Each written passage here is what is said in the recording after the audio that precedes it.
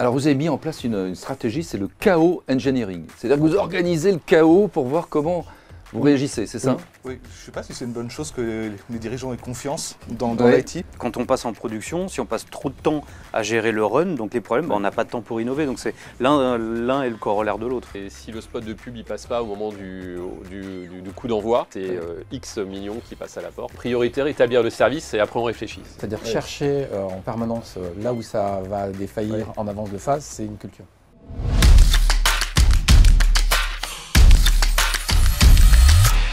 Bonjour à tous et bienvenue sur République IT, le studio, émission télé qui va décrypter des sujets souvent complexes dans l'IT. Et ce soir, aujourd'hui plus exactement, on va parler d'un sujet que personne ne connaît mais que tout le monde subit, c'est l'observabilité. Alors qu'est-ce que c'est? Eh bien, quand vous regardez un match, imaginez que ça s'arrête. Quand vous réservez votre billet de train ou d'avion, imaginez que ça ne fonctionne pas. Et donc ça implique pour tous les services IT, eh bien, beaucoup de technologies en temps réel. On en parle avec tous nos invités. Alors, tout d'abord, nous avons Lionel Chen, c'est le DSI de la BPI. Alors la BPI, c'est la banque d'investissement de tous les entrepreneurs. Tout à fait, on est au service des entrepreneurs, BPI France, on les aide au quotidien sur tous leurs métiers. 65 milliards d'euros d'actifs. On investit, donc ça c'est effectivement ce qu'on a à peu près en portefeuille, on les finance, on les accompagne, on les aide. Et beaucoup d'applications digitales. Ah bien sûr, donc une banque digitale pour les aider à faire ce qu'ils ont à faire pour se développer. Merci d'être avec nous. Cyril Le Nourricier, alors c'est lui qui fait chez la SNCF, qui fait en sorte que quand on commande un billet, on est servi tout de suite. Tout à fait. On travaille sur effectivement toute la maîtrise de la QoS pour nos applications et nos services. Donc c'est 1200 personnes qui travaillent au quotidien à la SNCF Connect. Tout à fait, 1200 personnes et dont 2 tiers d'experts techniques. Il n'a pas le droit à l'erreur. Hein. Non, on est attendu au tournant. Ensuite, nous avons Thierry Bonhomme, CTO chez ITF1. Donc la différence entre TF1 et ITF1, c'est quoi? Je m'occupe de la plateforme de streaming en fait Ouais. de TF1, TF1+, TF1 Info et TF1 Max. Donc là, le problème, c'est quand on regarde un film et qu'il est interrompu, ou quand on regarde un match et que le but, on l'entend chez les voisins, ça pose un problème. Koh Lanta ou Starac, tous ces trucs-là. Ouais. Donc grosse pression. Ouais, un peu. Ouais. Et puis nous avons alors ministère de la Justice qui est là. Alors ministère de la Justice avec Xavier Albouy. On est ravis de vous accueillir. Alors il faut aussi satisfaire les magistrats, les gardiens de prison, les justifiables avec les justifiables et Siable. oui, siable. Justiciable. Et il faut de la donnée super qualifiée. Oui, imaginez s'il y a une erreur dans le casier judiciaire et que du coup on prend la mauvaise décision, on relâche quelqu'un, on lui applique la mauvaise peine, c'est des décisions lourdes. Donc non, le droit à l'erreur sur la qualité de la donnée est relativement faible. Et puis nous avons Stéphane Estevez Splunk. Alors Splunk c'est quoi? C'est une secte, c'est un... Alors Splunk Cisco, en fait c'est une plateforme de données sur laquelle on a créé de l'observabilité, de la cybersécurité et plein d'autres cas d'usage comme ça. Et c'est vous qui proposez justement peut-être des solutions miracles? Alors miracle peut-être pas, mais des solutions qui fonctionnent. Ouais. Pour maintenir le service. Pour rendre le système observable et du coup savoir quand ça va pas et du coup après c'est au client de réagir par rapport à ça, mais au moins il sait d'où vient la panne et d'où vient l'incident. Voilà, plateau super. En quelques instants, on va parler de notre revue de presse.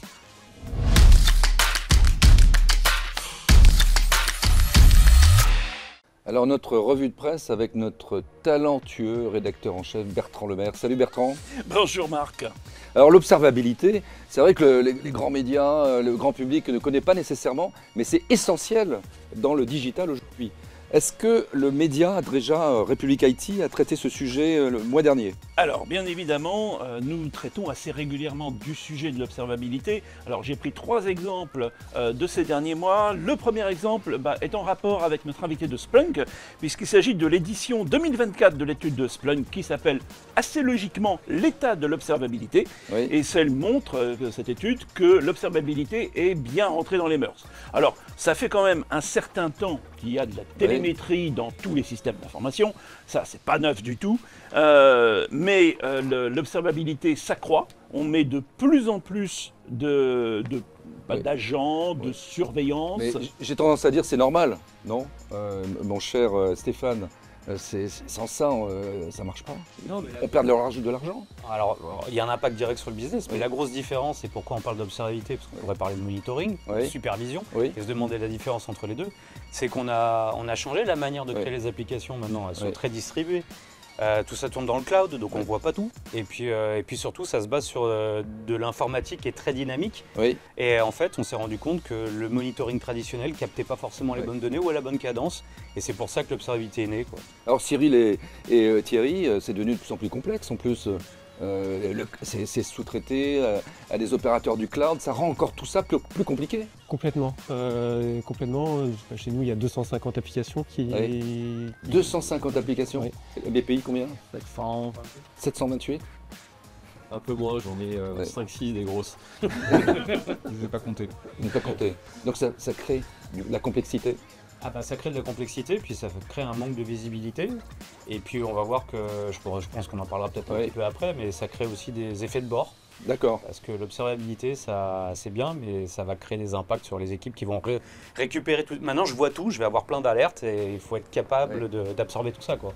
Deuxième info, Bertrand, c'est l'IA qui va venir un peu à notre secours. Ah ben, tout à fait. Ben, justement, le problème, c'est que toutes ces données qui surgissent, qui envahissent quelque part les écrans des informaticiens, ben, il faut savoir les trier. Et donc au GIP-MDS... c'est quoi le GIP-MDS? Alors, le GIP-MDS, justement, j'ai eu le... GIP-MDS. Voilà, Groupement d'intérêt public, modernisation des déclarations sociales.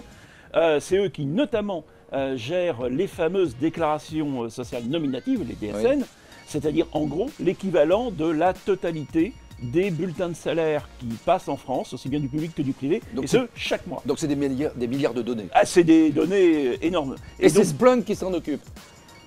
On a la chance de les compter parmi nos clients. Et donc, comment vous avez mis en place ce système? Bah, je dirais comme n'importe quel autre client, parce qu'on a l'habitude en fait de traiter des gros volumes de data. Oui. Après, ça dépend un petit peu de l'objectif, mais l'intérêt c'est déjà d'avoir cette visibilité.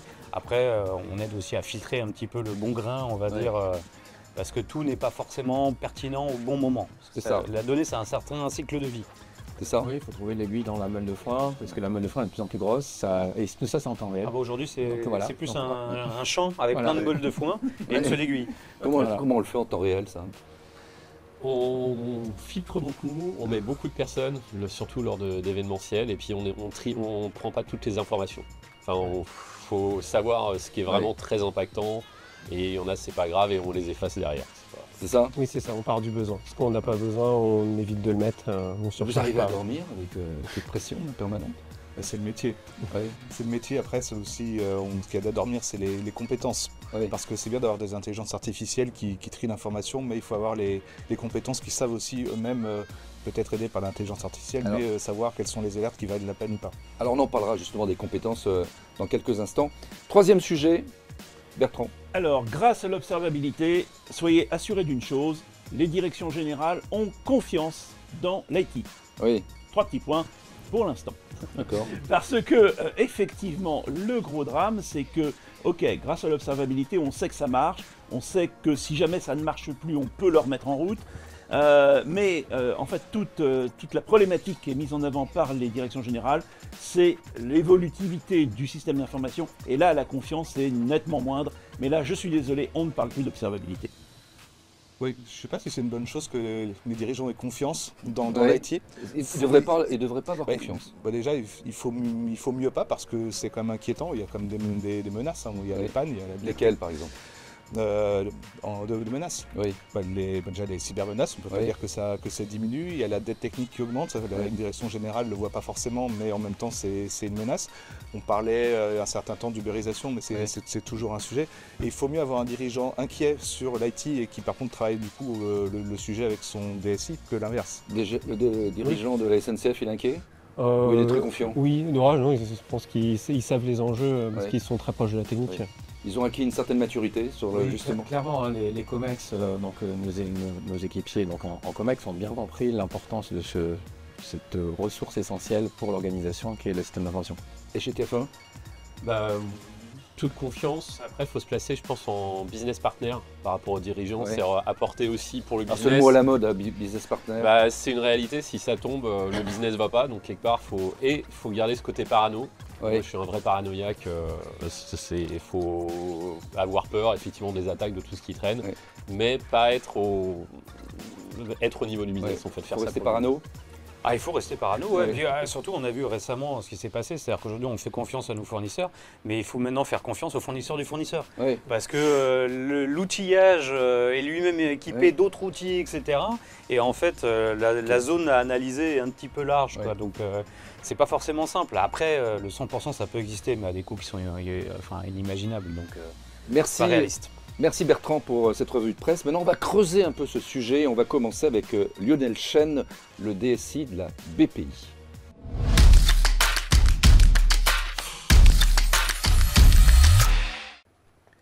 Donc, je suis avec Lionel Chen, qui est le DSI de la BPI France. De BPI Donc, France. Ouais, ça c'est important, BPI France. Donc, c'est la banque des entrepreneurs. Tout à fait. Donc Vous investissez, vous les aidez à se développer. voilà, tout ce qu'on peut faire autour donc, des entrepreneurs pour les aider à grandir, pour aider à devenir des champions. Hein. Donc on est là pour les accompagner. Donc ça va de la formation, on investit dans les entreprises, hein, donc des startups aux plus grandes entreprises, on finance tous leurs Ouais. projets, on parle projet avec eux.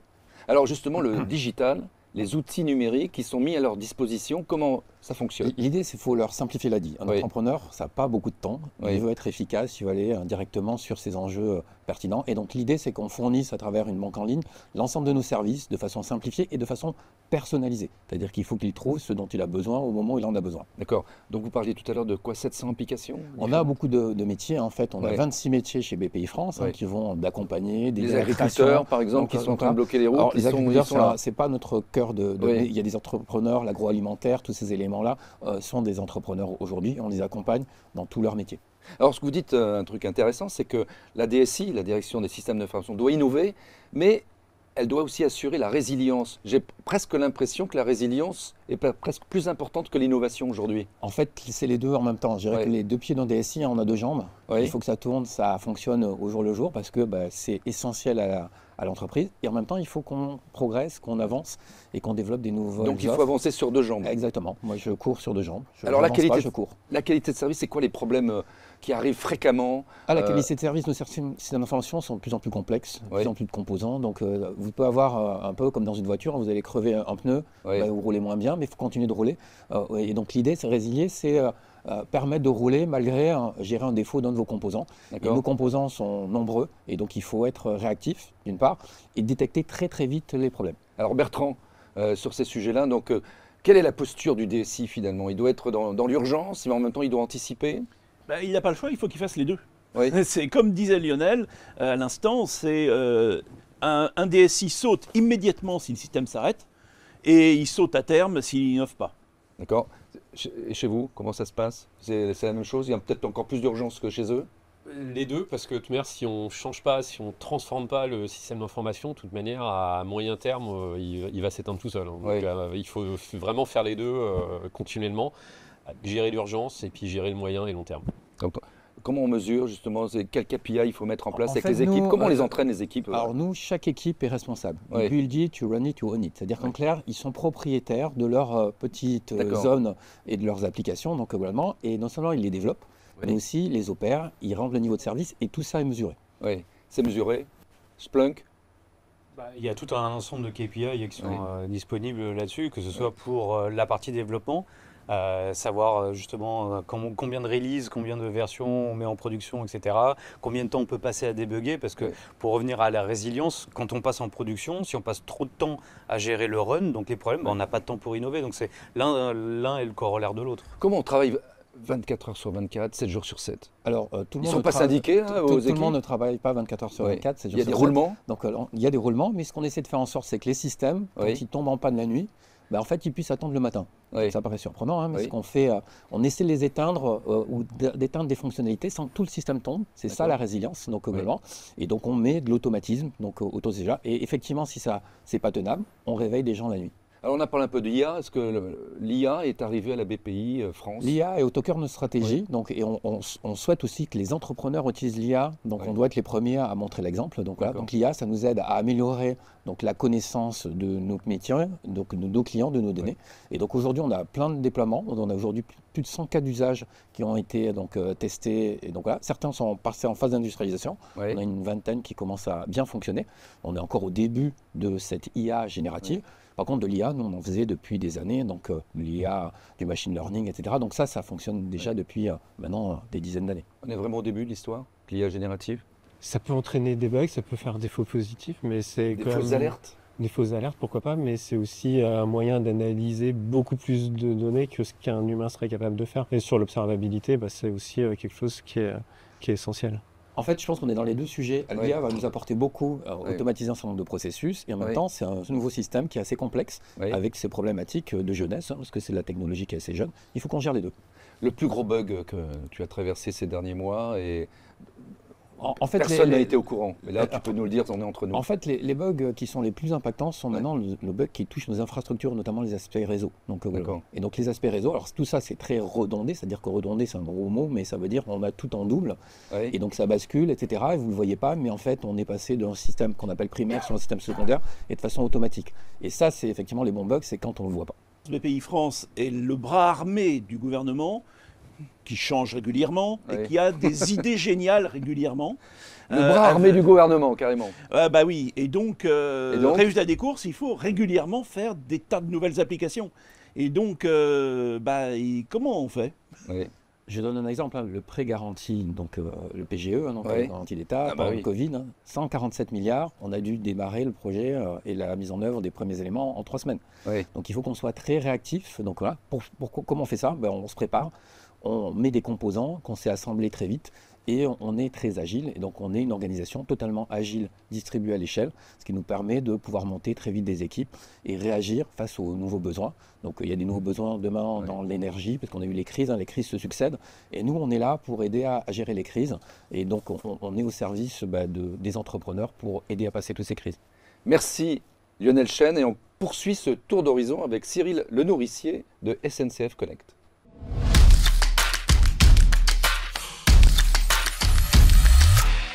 Donc voilà, nous sommes avec Cyril Lenourricier qui a un poste assez particulier. Vous êtes Delivery Manager. Ça consiste en quoi? Alors, je suis responsable de plusieurs équipes Ouais. et sur un périmètre, c'est chez SNCF Connect Tech qui s'occupe de tout ce qui tourne autour de la maîtrise de la QoS. Voilà, donc vous êtes une filiale SNCF Connect de SNCF Voyageurs. Oui, Donc c'est plus de 1,3 milliard de visites par an.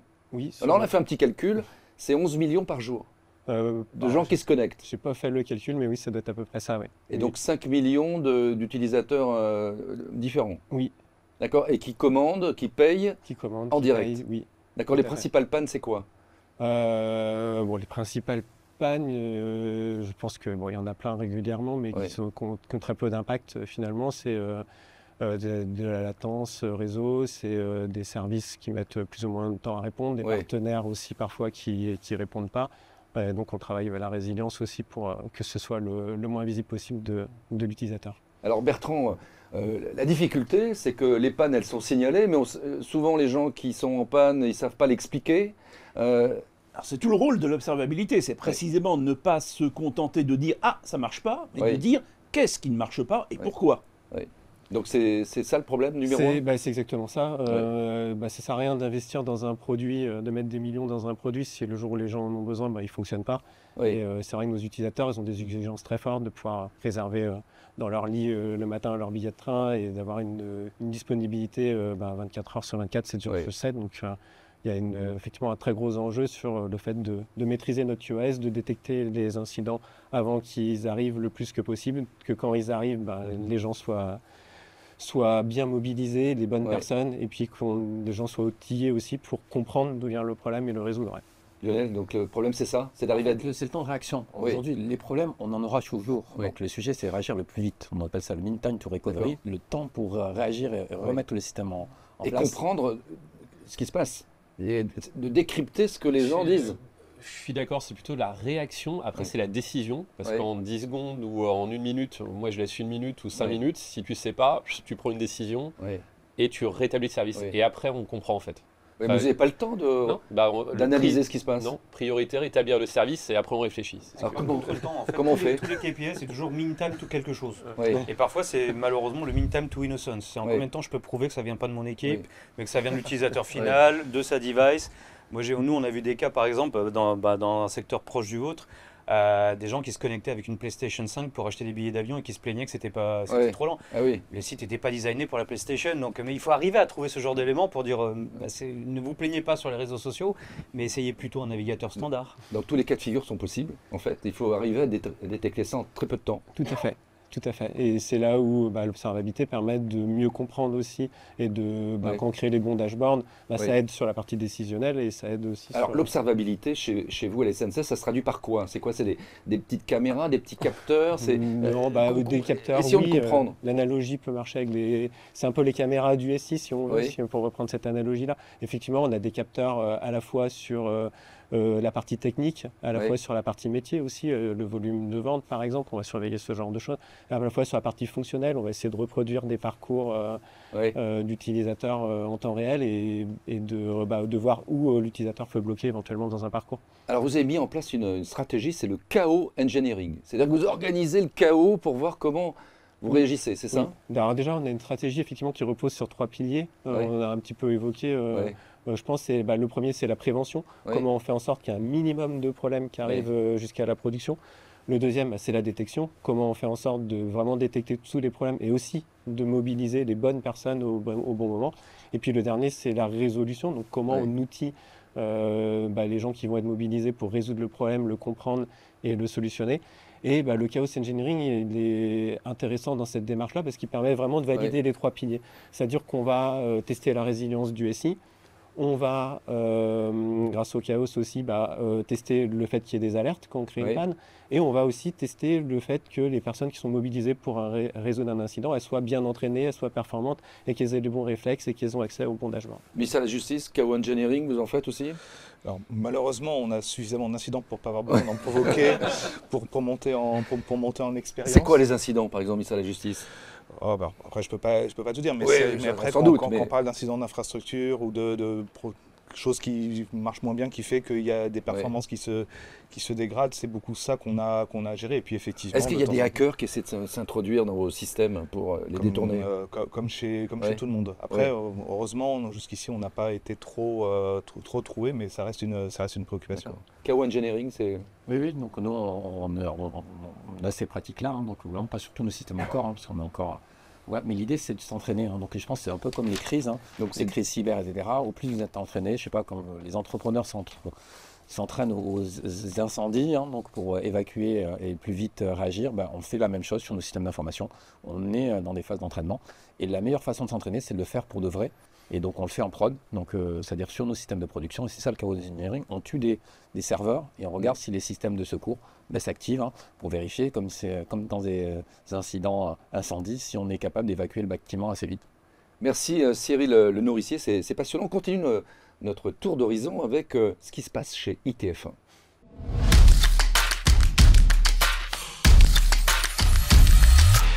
Voilà, nous sommes avec Thierry Bonhomme, qui est le CTO de ITF1. Donc, c'est vous qui gérez la plateforme de streaming de TF1. Donc, les gens regardent les films en direct. Tout à fait, soit sur nos applications, soit à travers les applications Orange, SFR ou tous les opérateurs. Donc, on a beaucoup de personnes. Combien de gens peuvent regarder un film ou un match en même temps? Sur un mois, on a un Français sur 2, donc 30 millions de personnes. 30 millions qui regardent le même film à un moment donné. Et le même film, on a fait 5 millions. Enfin, le coup final de Coupe du Monde dernière, 5 millions de personnes. D'accord. Alors c'est sur 5 minutes. Donc c'est vraiment un pic. D'accord. Donc là, le problème d'un incident, s'il y a 2 personnes qui n'arrivent pas à capter les images, etc., ils vont tout de suite téléphoner. Et ça arrive où, les réclamations? Alors, sur le streaming, il n'y a pas le téléphone. C'est plutôt l'email ou l'incident, mais généralement, ils envoient sur Twitter. Parce qu'on est un média, donc ça marche pas. Donc Twitter et donc c'est la course avec Twitter, nous, en fait.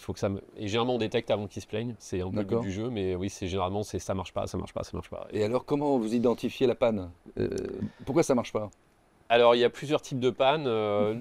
Sur un événement, vraiment, on va parler d'événementiel. Donc, quand on a un match de foot, match de foot avant-hier, match de rugby France All Blacks, par exemple. Il y a des équipes qui sont, on considère l'événement s'il est important ou pas, compétition, match de poule, finale. On va des critères. Et après, on va mettre des équipes en place.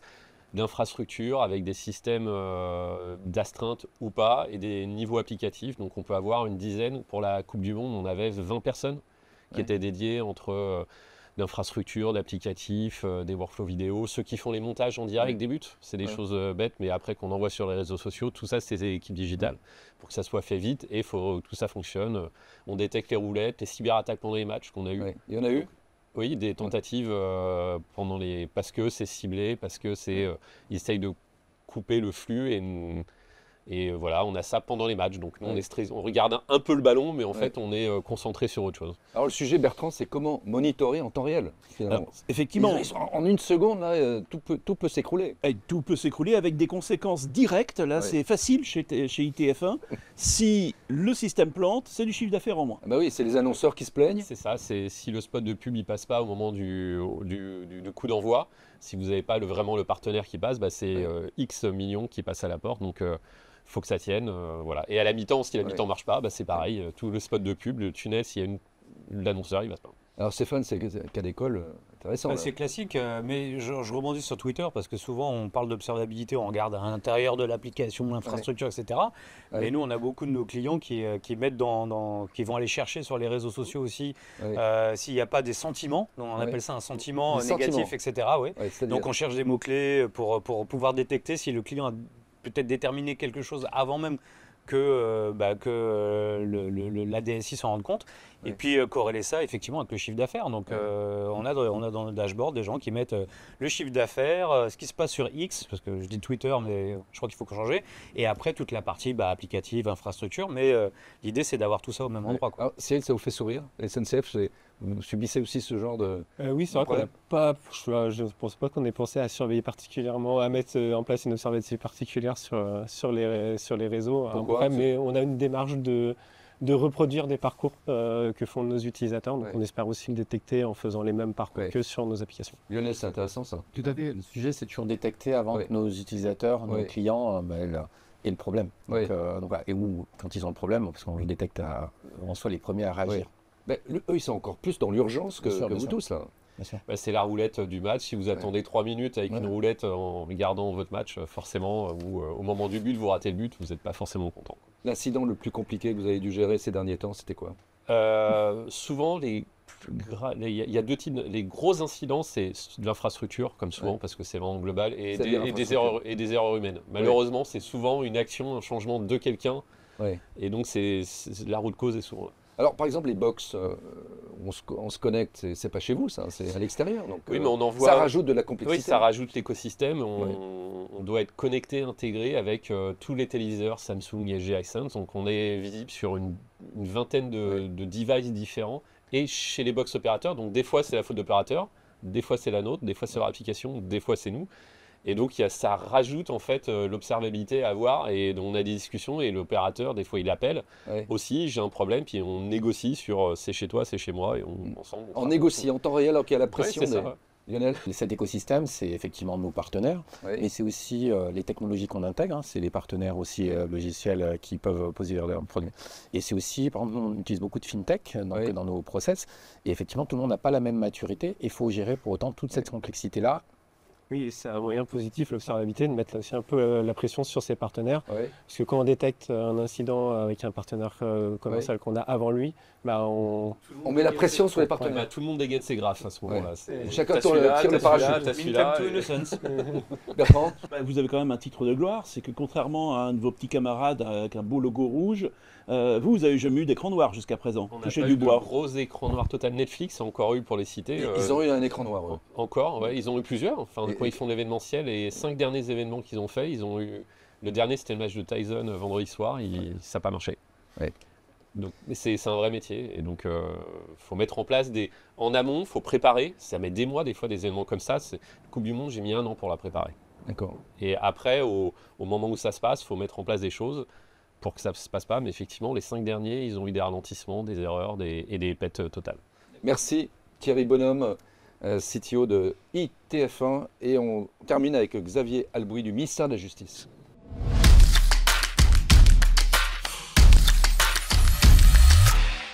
Donc nous sommes avec Xavier Albouy qui est le directeur du numérique au ministère de la Justice. Alors, qu'est-ce qui fait au quotidien un directeur du numérique au ministère de la Justice? Eh ben, au quotidien et Oui. sur le long terme, c'est comment est-ce qu'on améliore le service rendu par le système d'information, essentiellement d'ailleurs aux acteurs internes du ministère. D'accord. Parce que ce que veut un justiciable, c'est que son procès se déroule D'accord. rapidement. Et pour ça, il faut que les juges et les greffiers soient bien notés en outil Donc c'est une informatique. plateforme, c'est ça? Alors, c'est Essentiellement. c'est plusieurs plateformes, plusieurs grosses applications qui gèrent les données de procédure et la procédure, et puis beaucoup d'outils autour, D'accord. que ce soit pour les... Donc il y a des justiciables qui sont en cours de procès, c'est ça? Il y a les magistrats qui vont se connecter aussi pour avoir des éléments d'information et puis en donner. qui gèrent leur procédure essentiellement. Il y a les gardiens de prison. Il y a les gardiens de prison, il y a les conseillers de réinsertion, des personnes D'accord. qui sont en détention ou qui ont subi des peines. Il y a aussi les personnes qui s'occupent des jeunes qui sont victimes Ouais. ou coupables de méfaits. Donc c'est des métiers finalement Oui. assez différents, mais exigeants, parce que Oui.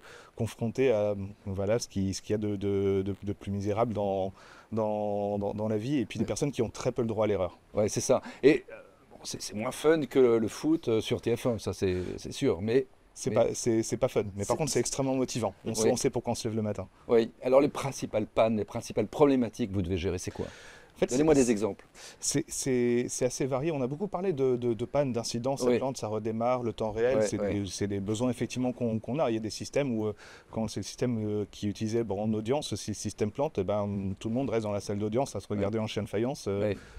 Mais la qualité du système d'information, c'est beaucoup d'autres choses. Est-ce que j'ai accès facilement à l'information dont j'ai besoin est-ce que je suis obligé de faire des ressaisies, ou est-ce que tout ça c'est automatique? Est-ce qu'il y a des problèmes de lenteur? Et c'est pour ça qu'on essaie de prendre la qualité de service de façon plus globale, et d'essayer de se laisser guider par l'écoute des utilisateurs sur quels sont Ouais. voilà, les principaux problèmes. On parle beaucoup d'irritants Oui. à régler. On a d'ailleurs commencé à créer un portefeuille des irritants. Notre but, Ouais. c'est d'avoir le top 20 des choses qui pourrissent la vie de nos utilisateurs internes et qu'il faut prioritairement traiter. Et c'est pas forcément des pannes fréquentes, ça peut être des Ouais. problèmes de performance ou des bugs. Est-ce qu'il y a des hackers qui rentrent dans votre système pour essayer de changer les données, dire mon justiciable là finalement il est innocent? Est-ce que c'est Non. déjà arrivé? Alors c'est toujours difficile de répondre à cette question. En fait, on n'a pas détecté. On ne Ouais. sait pas si c'est une bonne ou une mauvaise nouvelle, parce que Ouais. la bonne, c'est si ça n'arrive pas, et la mauvaise, c'est si ça arrive mais qu'on n'a Ouais. pas détecté. Donc, en tout cas, Donc il à ce faut être stade, on n'a vraiment pas parano détecté. dans votre métier finalement. Il faut même détecter des trucs qui sont indétectables. Tout le temps. C'est Tout le temps. parallèle avec C'est le l'IA. principe de l'observabilité, c'est de traiter les inconnus inconnus. Oui. C'est non seulement une chose que je ne sais pas, mais des fois, j'ai pas conscience Ouais. que je ne sais pas ou que j'ai besoin de cette information. Donc l'observabilité est née pour traiter ce genre En fait, de il faut choses. être des fois des fins limiers, hein, c'est-à-dire Ouais. qu'il faut un peu être des Des enquêteurs, détectives. des détectives, donc on sort notre C'est ça. casquette de Oui, il faut, détective. Prévoir ce qui est pas encore arrivé. paranoïaque, mais résoudre les énigmes et Peut-être quand on enquêteur. vous voit, franchement, on n'a pas l'impression que vous êtes des paranos. Il faut l'être. Il faut avoir un besoin. Il y a le contrôle de Oui. soi et le besoin de contrôler les choses, je pense, qu'on fait d'infra ou des Ouais. trucs comme ça. Mais lâcher prise. C'est ok, Alors- ça roule tout seul. Puis l'expertise Et- des gens avec qui on travaille aussi, qui sont parano aussi de leur côté. C'est un sujet aussi culturel, c'est-à-dire Ouais. chercher en permanence là où ça va défaillir Ouais. en avance de phase, c'est une culture. Bertrand, ministère de la Justice, c'est l'État qui se transforme, qui se digitalise de Alors, plus en c'est plus. l'État qui se digitalise, donc nous tous, en tant que citoyens, nous avons évidemment nos exigences vis-à-vis de ce ministère comme vis-à-vis des autres. hein. Ouais. Et ce qui est intéressant, et la raison pour laquelle nous avons voulu inviter Xavier Albouy, c'est qu'on a beaucoup parlé jusqu'à présent des outils, Oui. c'est-à-dire qu'on met des agents un peu partout, on surveille tout. Mais pour Xavier Albouy, c'est pas l'alpha et l'oméga. Non, en fait, quand on parle de la qualité de service du système d'information ressenti par les utilisateurs, Oui. la réponse, c'est pas d'interroger des machines, c'est d'interroger les utilisateurs. Ouais. Et là, il y a un changement, et qui est un changement culturel qui est en cours, de faire en sorte que tous les acteurs du système d'information aillent davantage justement écouter ces utilisateurs, comprendre leurs problèmes. C'est pas toujours facile, parce que Oui. on est parfois, quand on est développeur, plus tranquille derrière son clavier, écran. son écran Oui. codé, que aller voir Oui. les utilisateurs qui râlent. Oui. Mais déjà, les craintes initiales, elles sont assez vite dissipées, parce qu'en fait, les utilisateurs sont contents qu'on vienne leur demander. Et puis, c'est un facteur de motivation des agents qui travaillent sur les produits numériques qui est absolument absolument fabuleux parce que là, ils savent pourquoi est-ce qu'ils travaillent, parce qu'ils ont vu en fait à quoi sont confrontés au quotidien un greffier, un magistrat, un surveillant de prison. Lionel, c'est nouveau ça? En phase, nous, on objective nos équipes sur le NPS, le Net Promoter Score, qui n'est vraiment pas un indicateur pour les DSI. Et en fait, on interroge nos utilisateurs 2 fois par an, parce qu'après, sinon, ils vont pas plus. Vous interrogez qui? Donc tous nos utilisateurs. Donc tous nos utilisateurs, on leur demande qu'est-ce que... les clients.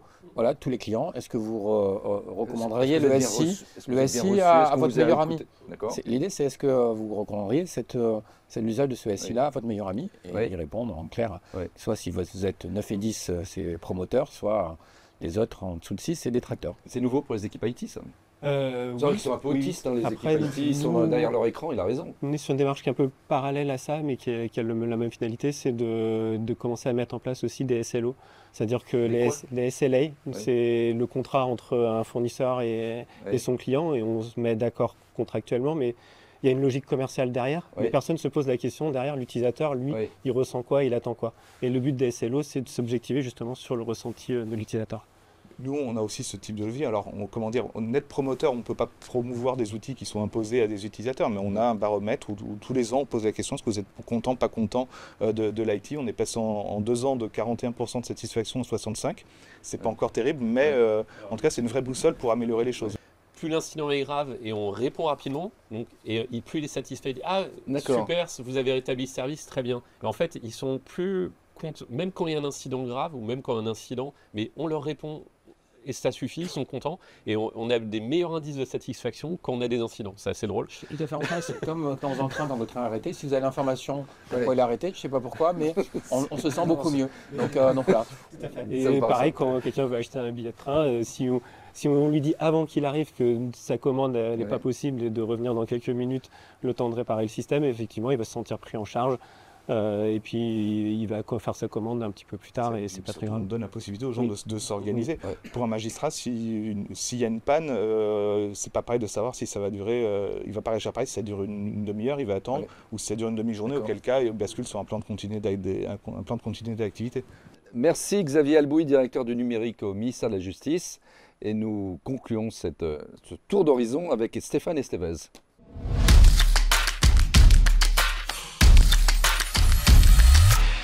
Nous sommes avec Stéphane Estevez, qui est le patron du marketing produit chez Splunk Cisco. Tout à fait. Donc vous avez entendu ce débat. Donc vous, c'est tous les jours, on vous demande de jouer aux pompiers, en fait. Alors non, c'est pas nous qui jouons aux pompiers, ce sont justement les experts. Non, nous, notre rôle, c'est de fournir l'outillage, en fait. C'est donner cet accès à l'information et à savoir d'où vient la panne. Et c'est pas toujours une panne, d'ailleurs, parce que souvent, c'est un ralentissement. Parce que de nos jours, être lent, c'est comme être indisponible. Alors, le sujet que je constate, c'est quand même les environnements informatiques sont devenus super compliqués aujourd'hui.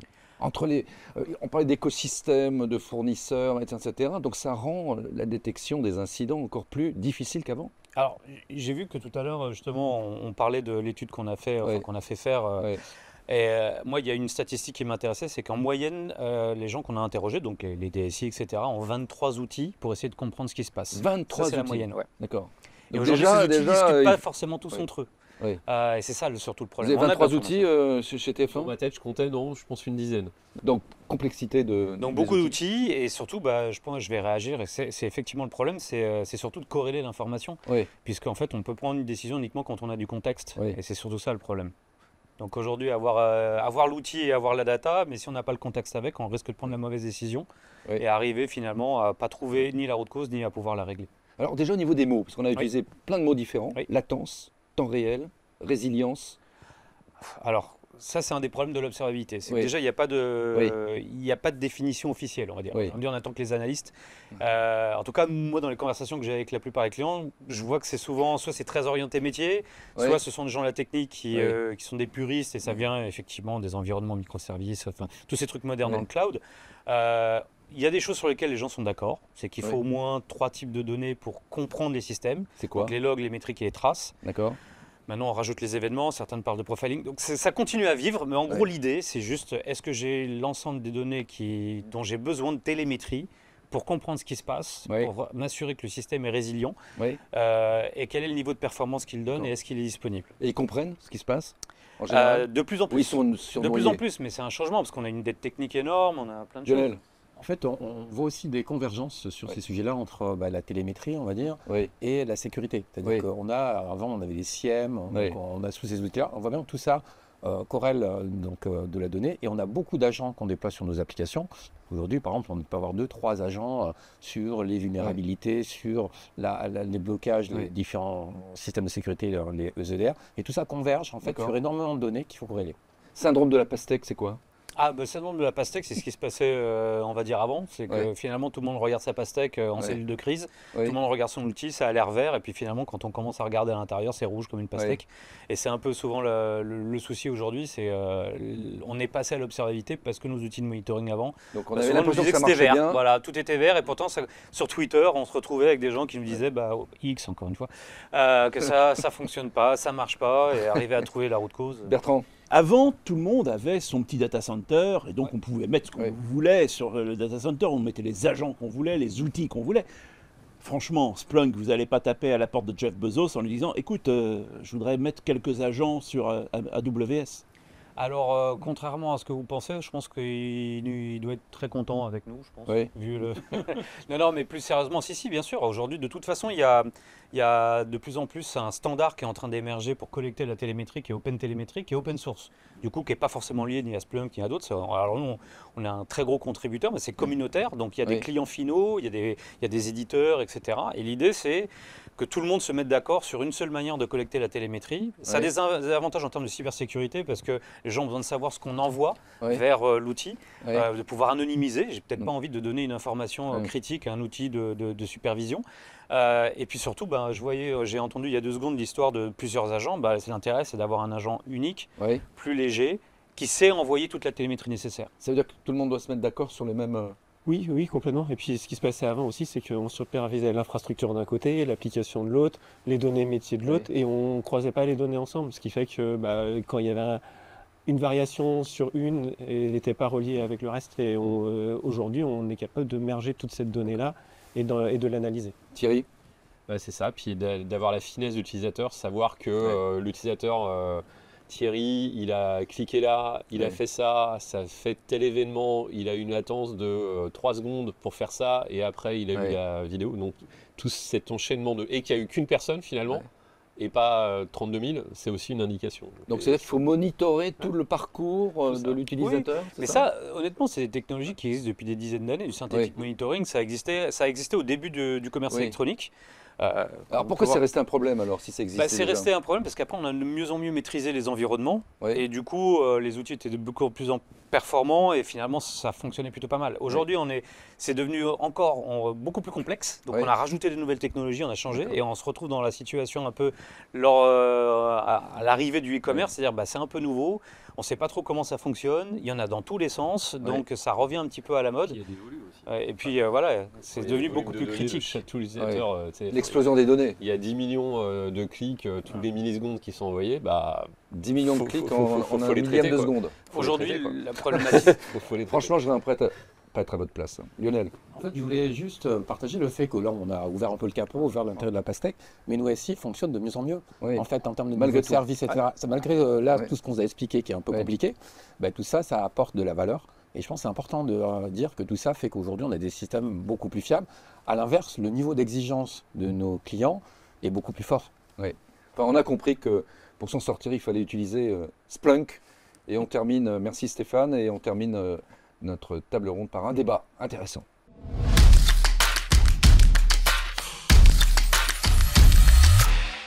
Alors on va terminer cette émission passionnante par un débat, parce que je pense que le pire risque d'arriver bientôt avec l'explosion des données, de l'IA. Bertrand?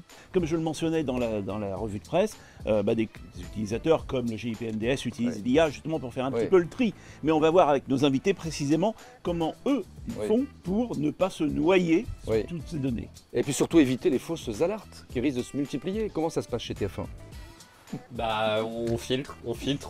Déjà, il y a comme tout le monde des faux positifs. Donc, les faux positifs, c'est quoi? C'est des fausses alarmes. C'est des vraies alarmes qui font rouge, rouge, rouge, ça sonne. Et puis après, on se rend compte, ah bah non, c'est pas une vraie alarme. Et donc le technicien, il a perdu 1 heure. Ah non, c'est pas une vraie. Et donc et à ce moment-là, c'est un apprentissage de quelqu'un qui dit non, ça c'est une fausse. Et c'est ce truc-là qu'on peut automatiser effectivement. pour éviter de déclencher des alarmes tout le temps. À SNCF? Tout à fait, on a une équipe qui est à la direction de la prod qui pilote un processus d'audit et de REX. Donc dès qu'on a des incidents, mais aussi des fausses alarmes, on investigue et on cherche effectivement à les améliorer et à faire en sorte que ça ne se reproduise pas. Et à la BPI? Pareil, en fait, on essaie nous d'automatiser beaucoup de choses au sens avec ce qu'on évoquait du machine learning, donc un type d'IA.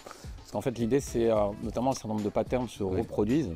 Et l'idée, c'est de les classifier de plus vite. Et donc, on essaie maintenant d'orchestrer des actions de réaction. C'est-à-dire que l'idée avant, c'était de faire détecter et donc que nos équipes interagissent. Mais maintenant, on est dans la phase où on essaie d'automatiser la réaction sur un certain nombre de choses. Et ça passe, ce qu'on a évoqué, par exemple, les cas où manqués. On peut couper un service. Ça paraît surprenant, mais oui, quand les composants sont assez isolés et on peut arrêter un service le temps qu'il le redémarre. On le redémarre automatiquement. Et donc, non seulement si on détecte, on réagit et on orchestre. Et ça, la justice, c'est aussi simple? Non, de toute façon, c'est pas simple. Bon, il y a deux mots-clés. Il y a le retour d'expérience, c'est ce que disait mon collègue. Il faut apprendre et adapter les dispositifs en fonction des retours d'expérience. Et puis il y a frugalité. C'est-à-dire que quand on dit l'avalanche des données, est-ce qu'il faut aller jusqu'à tracer chaque clic et tout stocker ça sur 6 mois? L'intelligence, ça doit aussi servir à se dire, ok, qu'est-ce que je stocke comme données, qu'est-ce que je mets dans mes outils, puis ce sur quoi je fais une croix parce que le risque n'est pas aussi important, parce qu'on pense qu'on aura d'autres moyens d'analyse. Il faut réguler ça, sinon on va nous vendre des solutions et des serveurs jusqu'à l'infini. Donc Stéphane, l'IA ne va pas faire tout. Donc ça veut dire qu'il faut mettre en place une vraie gouvernance avec les équipes, comme on le voit avec les témoignages. Ça change. Les gens qui sont capables de décrypter une fausse alerte, d'une bonne, etc. Alors de toute façon, il y aura toujours l'humain. Oui. Donc ça, c'est l'idée de l'IA et du machine learning en particulier, c'est surtout d'augmenter les capacités de l'humain. Oui. Parce que malheureusement, pour créer un ingénieur, il faut déjà 9 mois pour avoir le bébé et après toutes les années. Oui. Voilà. Alors le taux de croissance des ingénieurs par rapport à celui des données, c'est pas le même. Oui. Donc le rôle du machine learning est là justement pour ça, mais ça change aussi la manière d'approcher. Parce qu'on passe du ça marche à ça marche pas, à c'est normal et c'est pas normal. Oui. Et c'est pas du tout la même chose. D'accord. Il va y avoir des nuances. L'idée, c'est par exemple, on parle des faux positifs, c'est que laisser les algorithmes comprendre le comportement habituel de l'application et qu'ils disent, ça, attention, effectivement, je suis un peu chargé au niveau des ressources, mais ça n'a jamais créé de problème dans le passé, donc ça ne sert à rien d'envoyer une alerte. Oui. Mais ça marche aussi dans l'autre sens. Oui. C'est-à-dire que si là, je suis dans un niveau assez bas, alors que je suis en match de foot, par exemple, où il y a un événement et le comportement normal, où c'est Black Friday, quelque chose de prédictif, et je suis très bas, c'est pas normal, là, je veux avoir une alerte. Oui. Même si mes ressources sont assez basses et que tout va bien et que c'est vert, c'est pas normal. Donc on passe vraiment à une situation de bien, pas bien, à normal, pas normal. Donc c'est un nouveau paradigme. En fait, on a nos équipes aujourd'hui, en tout cas chez nous, sont ce qu'on appelle en DevOps. Et donc le MLOps. En DevOps, c'est-à-dire qu'elle développe et elles opèrent. Mais en fait, avant, souvent, on avait des gens qui développaient, qui passaient leurs petits copains en disant voilà la belle application qui marchait plus ou moins. Donc là, comme c'est eux qui opèrent, en fait, il y a une sorte de boucle de rétroaction. C'est que comme ils n'ont pas envie d'être réveillés la nuit quand le truc ne marche pas, vous essayez de faire des choses qui sont plus en qualité. Notamment, ils livrent, nous on appelle ça des boutons rouges, donc globalement. C'est-à-dire que le bouton rouge, vous voyez le buzzer, là, vous cliquez dessus, pouf, pour arrêter un certain nombre de composants, ou pouf, pour le redémarrer, donc live sur les sujets là. Et donc maintenant, nos développeurs, c'est plus simplement développer la solution, c'est développer aussi les objets nécessaires pour en faire en sorte que la résilience de ce qu'ils font fonctionne et qu'ils ne soient pas réveillés la nuit. Donc les développeurs vont devoir apprendre à travailler en temps réel avec l'IA, mais aussi ne pas en être prisonniers. Ils le font déjà. Ils le font déjà. On est là pour sur SNCF Connect Runtime, mes équipes elles sont là pour les accompagner et ils le font effectivement déjà. Ils sont en maîtrise des outils d'observabilité et le but c'est vraiment de les faire monter en compétences et que effectivement c'est eux qui opèrent sur la production une fois que les fonctionnalités sont livrées. Donc il va falloir transformer l'esprit des développeurs, des informaticiens, je pense que qui sortent des écrans. Les équipes sont déjà matures et les bonnes pratiques, elles sont là. Après, effectivement, encore une fois, c'est l'adoption de l'IA. Et il y a IA déjà. IA, ça veut tout dire et rien dire. Il y a 50 types d'IA. C'est vrai qu'en ce moment, on parle beaucoup de ce qu'on appelle les LLM. Vous allez discuter en langage naturel avec la technologie comme si c'était votre meilleur ami. Il faut voir qu'il y a une sous-catégorie qu'on appelle les AIOps qui existe depuis des années, qui est mature, avec des algorithmes qui sont bien connus, qui sont là juste pour assister les équipes de production, pour justement éviter les faux positifs, faire du prédictif, donc prévoir en fait les alertes avant qu'elles n'impactent les utilisateurs. Et pointer, parce que les volumes, j'ai entendu, je ne sais plus qui avait 700 applications, mais une application, ça peut avoir aussi des centaines ou des milliers de micro-applications, microservices. Tout ça, c'est pas consommable par des humains. Donc l'IA et les machine learning sont aussi là pour trouver des anomalies, aider à guider les gens en disant, voilà, dans tout cet écosystème avec des milliers d'éléments, c'est celui-ci qu'il faut regarder en priorité. Et ça. Pour revenir aussi à la notion d'écosystème, nous, nos équipes, elles regardent leurs composants de toute façon responsable, parce que, comme je dis toujours, la compétence, ça se partage, la responsabilité, non. Donc, mais elles regardent aussi en aval et en amont. Et vous voyez que on évoquait les paquets de nous, il a le système d'information qui est très lié et très interdépendant. Je pense qu'on est rentré dans un monde où toutes nos équipes, tous nos composants sont souvent très interdépendants. C'est-à-dire qu'un composant seul ne peut pas fonctionner sans les autres. Et donc du coup, il faut regarder non seulement, gérer un peu son nombril, mais aussi tous les petits copains qui sont autour. Exactement. Alors Bertrand, quand je les entends, j'ai l'impression que ça roule. C'est compliqué, mais ils trouvent des solutions, l'IA, les chefs de projet IT sont en train de se transformer. Est-ce que c'est vraiment ça dans la réalité? Entre nous là. De temps en temps, tu fais tes courses sur Internet. Oui. Et puis tu constates toi-même que c'est pas si simple. Oui. Parce que la petite roue, tu la vois aussi. Mais on risque pas d'avoir dans les mois et années qui viennent des difficultés importantes? Ah bah évidemment. Ça va être quoi les principales menaces? Alors, tu as la menace déjà des pics d'audience normaux, légitimes. Bon, ça, tout le monde en a parlé. Et puis, il y a bien évidemment les menaces de type DDoS qui deviennent de plus en plus importantes. Et ça, on aura des data centers suffisamment puissants, suffisamment gros. Il y a un problème aussi avec le Green IT, avec la RSE, parce que ça va consommer tout ça. Tout à fait. Sur le DDoS, on se protège en amont, donc on laisse rentrer le moins de choses possible sur le SI déjà. Donc ça permet de préserver le SI, de garder une certaine frugalité à notre niveau. Et puis la suite, c'est un peu... Donc vous êtes confiant pour l'avenir? Pour autant, l'aspect green est un vrai challenge pour nous, parce qu'en fait, on collecte de plus en plus de données, on les stocke éventuellement, donc on la traite, etc. Donc tout ça, ça consomme de l'énergie. Et donc il faut que les technologies et les solutions arrivent donc, autour de ces sujets-là. Une IA durable, aujourd'hui on n'y est pas encore, donc globalement, il faut vraiment y travailler parce qu'effectivement c'est un enjeu pour nous.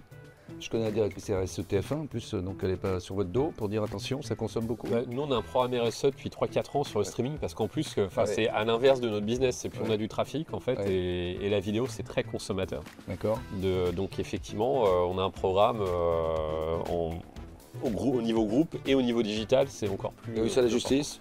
C'est fait, le numérique éco-responsable, c'est effectivement un sujet. On travaille plus tôt sur la question d'achat de terminaux qui représentent le coût écologique le plus important, mais pas que. Et puis aussi, il faut voir que le numérique est source d'économie d'énergie, qu'on fait des visioconférences et qui évite à des gens de se déplacer, même à des parties civiles, de traverser la France pour assister à un procès. Le numérique doit aussi être vu comme étant une façon de maîtriser l'impact énergétique du pays.